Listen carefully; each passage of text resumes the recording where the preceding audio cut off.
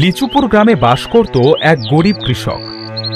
সে কৃষক হলেও সামনে যে কাজ পেত সেই কাজই করত।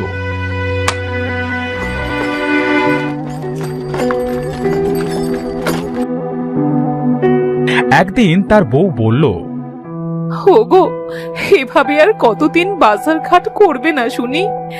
আজ বাড়িতে কোনো সবজি নেই, কি রান্না করব বলো তো?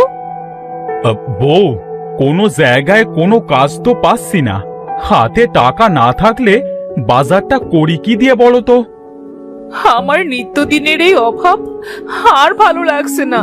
কতদিন এই অভাবের যন্ত্রণা সহ্য করতে হবে তা কে জানে। দিবু মুখটা অন্ধকার করে বাইরে চলে এলো।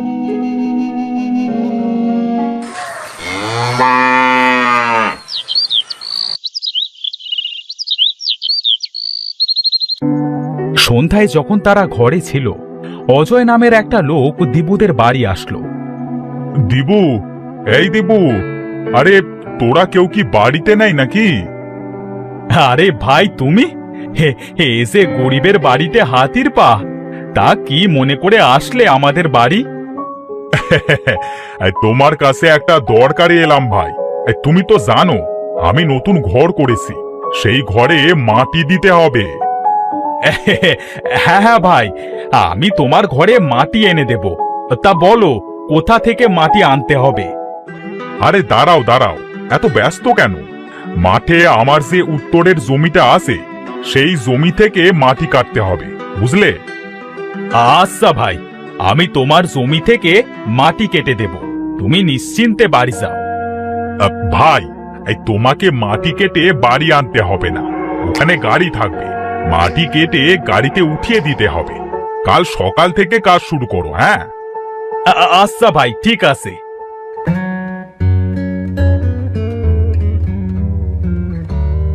ওগো, সৃষ্টিকর্তা মনে হয় এবার আমাদের দিকে চোখ তুলে তাকালেন।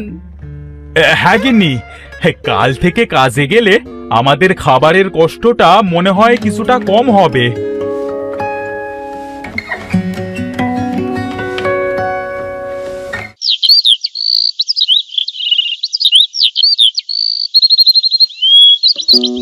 পরের দিন সকালে দিবু মাটি কাটবার কাজে মাঠে গেল।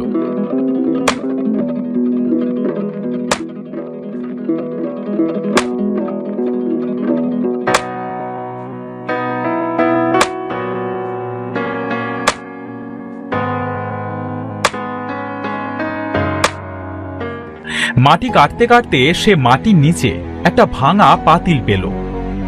আরে, এটা তো একটা মাটির হাঁড়ি, তবে এর মুখের কাছে ভাঙা। এই ভাঙা পাতিল নিয়ে আর কি করব?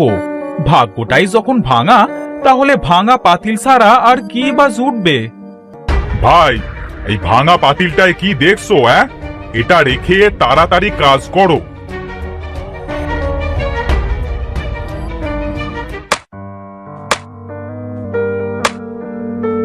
দিবু মাটি কাটবার কাজ সেরে বিকেলে বাড়ি যাবার জন্য পা বাড়ালো। হঠাৎ তার পাশে রাখা হাঁড়িটার কথা মনে পড়ল। আরে, হাঁড়িটার কথা তো ভুলেই গিয়েছিলাম, হাঁড়িটা নিয়েই যাই।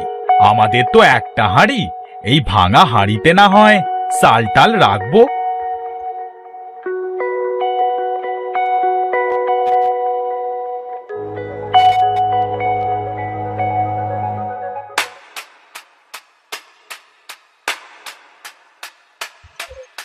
গিন্নি, ও গিন্নি, এই আমার জন্য একটু পানি নিয়ে এসো তো।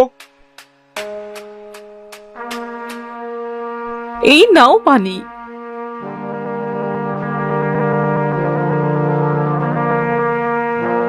এই ভাঙা পাতিল আবার কোথা থেকে আনলে? আর বলো না গিন্নি, মাটি কাটতে কাটতে পাতিলটা উঠে এসেছিল, তাই ফেলে না দিয়ে সাথে করে নিয়ে এলাম। ভালোই করেছো, চাল রাখার জন্য আমাদের ঘরে কিচ্ছুটি নেই, এটাই আমি চাল রাখবো। হ্যাঁ রাখো, সেটাই ভালো হবে। দিয়া পাতিলটা সুন্দর করে পরিষ্কার করে তাতে কিছু চাল রাখলো।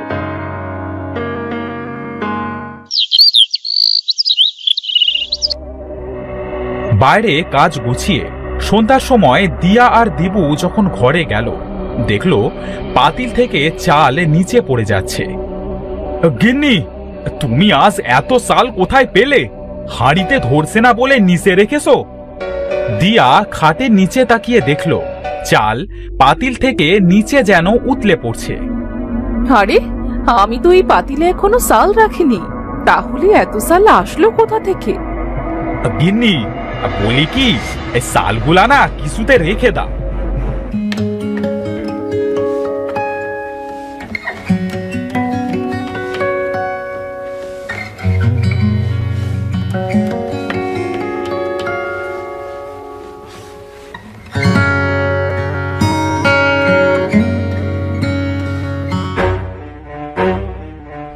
আরে দেখো, এই পাতিল আবার চালে ভরে গেছে। এইটা তো জাদুর পাতিল মনে হয়। আমার কিন্তু খুব খুশি লাগছে। গিন্নি, আমাদের কষ্টের দিন বুঝি এবার শেষ হবে। শোনো গিন্নি, এই পাতিলের কথা যেন ভুলেও কেউ টের না পায়। আরে না না, কেউ টের পাবে না।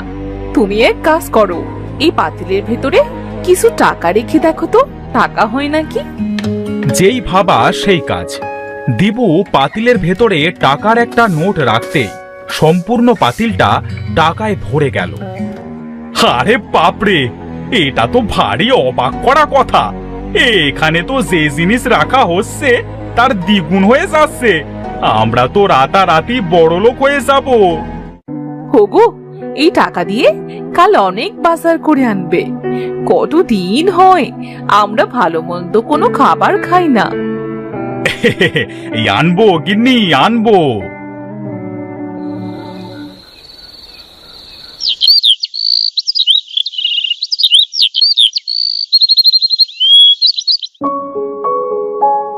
পরের দিন দিবুদের বাড়ি অনেক ভালো ভালো খাবারের আয়োজন করা হলো। দিয়া খেতে খেতে বলল, আহ, কতদিন পরে মনে হচ্ছে যেন অমৃত খাচ্ছি। খাবার আগেই যেন পেটটা ভরে গেছে। খাও গিন্নি, খাও। এখন থেকে যত খুশি তত খাবে। হোগো, এবার আমাদের এই ভাঙা বাড়িটা ভেঙে একটা সুন্দর দেখে বাড়ি করলে কেমন হয় বলো তো? কথা তো মন্দ বলনি। তাছাড়া এবার যদি ঝড় বৃষ্টি হয় তাহলে তো আমরা এই ঘরে থাকতেই পারবো না। দেখি, এই আমি কালই ঘরের মিস্ত্রির সাথে কথা বলবো। হ্যাঁ। পরের দিন দিবু ঘরের মিস্ত্রির সাথে কথা বলে তাদের সেই পুরনো বাড়িটা ভেঙে সেখানে একটা সুন্দর দেখে নতুন প্রাসাদ করল। আশেপাশের মানুষ তো দিবুর আঙুল ফুলে কলাগাছ হওয়াটা দেখে স্বাভাবিকভাবে নিল না। ভাই, দেখেছিস, দিবু আমাদের মতো একজন গরিব কৃষক ছিল, আর হঠাৎ করে সে এত টাকার মালিক কিভাবে হলো? হ্যাঁ, সেটাই তো ভাই, গ্রামের সবাই তো তাই বলা বলি করছে। ভাই, আমরা আজ রাতে ওদের সব ঘর তল্লাশি করব। হ্যাঁ, দেখি এদের এত টাকার মালিক হবার কারণটা কি। হ্যাঁ হ্যাঁ ভাই, ঠিকই বলেছ। চলো আজ রাতে তাহলে গিয়ে দেখি ওদের টাকার রহস্যটা কি।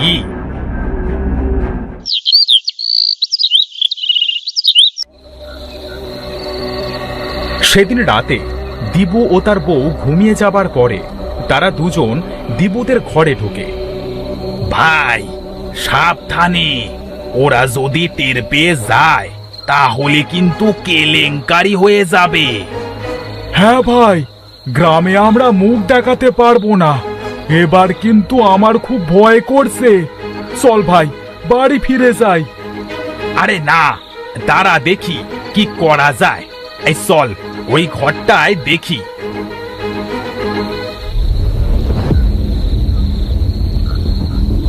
তারা ঘরের ভেতরে যেতে তাজু টেবিলে চোট খেয়ে টেবিলে থাকা ফুলদানিটা পড়ে যায়। ঘরের ভেতরে প্রচন্ড শব্দ হওয়ায় দিবু ও তার বউ জেগে যায়। গিন্নি, এই গিন্নি, তাড়াতাড়ি ওঠো, আমাদের বাড়িতে নিশ্চয়ই চোর টোর কিছু এসেছে। হ্যাঁ, মনে হচ্ছে আমাদের হাড়িটার খবর কেউ পেয়ে গেছে। তাড়াতাড়ি ওঠো।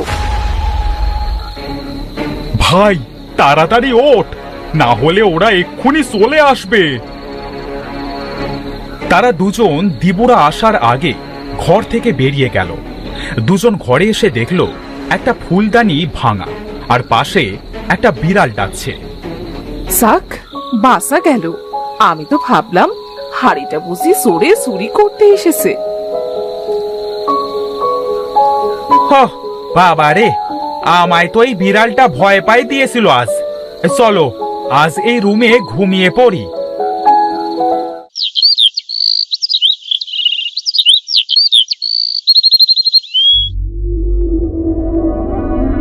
গিন্নি, আমার অনেক টাকা চাই। এই টাকায় আমার আর হবে না।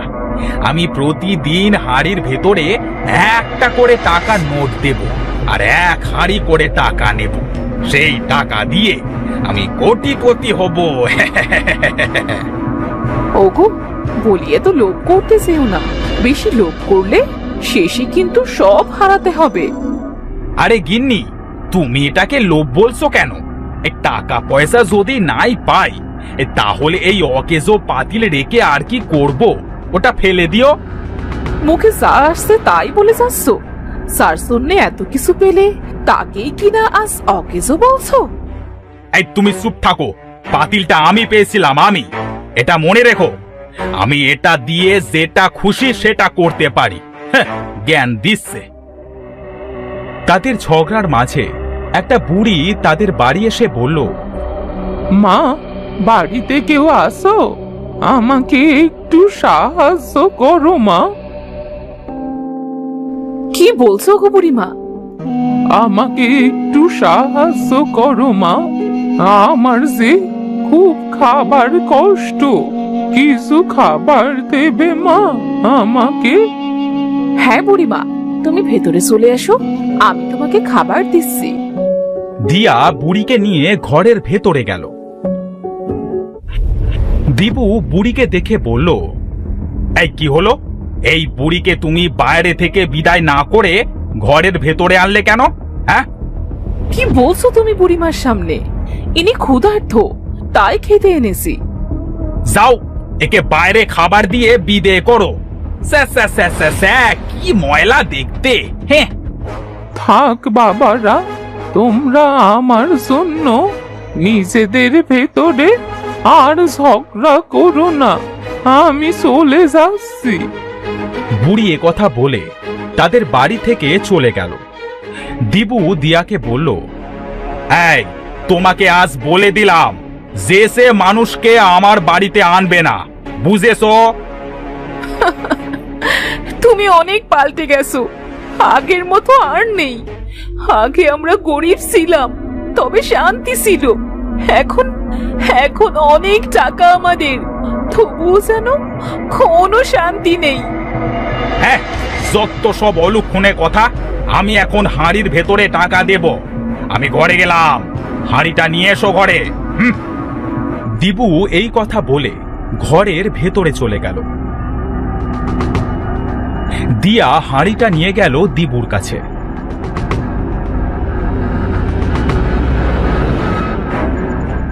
এ কি, আমি হাঁড়ির ভেতরে টাকা দিলাম, তবে হাঁড়িটা আজ কেন টাকা দিল না? হ্যাঁ, তোকে আমি এই হাড়িটা দিয়েছিলাম কারণ তুই অনেক ভালো ছিলি, কিন্তু এখন তোর মনে অনেক অহংকার, তাই তোর থেকে আমি আবার সব কেড়ে নিলাম। না বুড়িমা, তুমি আমাকে ক্ষমা করে দাও। আমি আমার মনে আর কোনো দিনও অহংকার আনবো না। তোকে আমি অনেক দিয়েছিলাম, কিন্তু দিন দিন তোর চাহিদা এত বেড়ে গেল যে তা সীমার বাইরে চলে গেছে। তোর গরিবে মানাবে, টাকাতে নয়। এ কথা বলে বুড়িটা হাঁড়ি থেকে গায়েব হয়ে গেল। দিবুর ঘরটাও আগের মতোই ভাঙাচোরা হয়ে পড়ে রইল। সৃষ্টিকর্তা আমাকে পরীক্ষা নিয়েছে, তবে সেই পরীক্ষায় আমি পাশ করতে পারি নাই। খুব ভালো হয়েছে, বুড়িমা তোমাকে ঠিক কথাই বলেছে। তোমাদের মতো মানুষদের টাকায় নয়, সেরা কাপড়েই মানায়। গিন্নি তুমি আমাকে ক্ষমা করে দাও, আমি আমার ভুল বুঝতে পেরেছি। তোমার ভুল নিয়ে তুমি থাকো, আমি তোমার মতো মোটা মাথা মানুষের সাথে আর সংসার করতে পারবো না। অনেক কষ্ট করেছি তোমার কাছে এসে। দিয়া কথা বলে দিবুর বাড়ি থেকে বেরিয়ে গেল। দুচোখ সেদিকে যায়, আজ সেদিকেই চলে যাব, আর ফিরবো না এর কাছে। আমি সব হারিয়ে ফেললাম, আমার আর কিচ্ছু থাকলো না। আমার লোভে পাপ হলো, আর পাপে ধ্বংস হলো।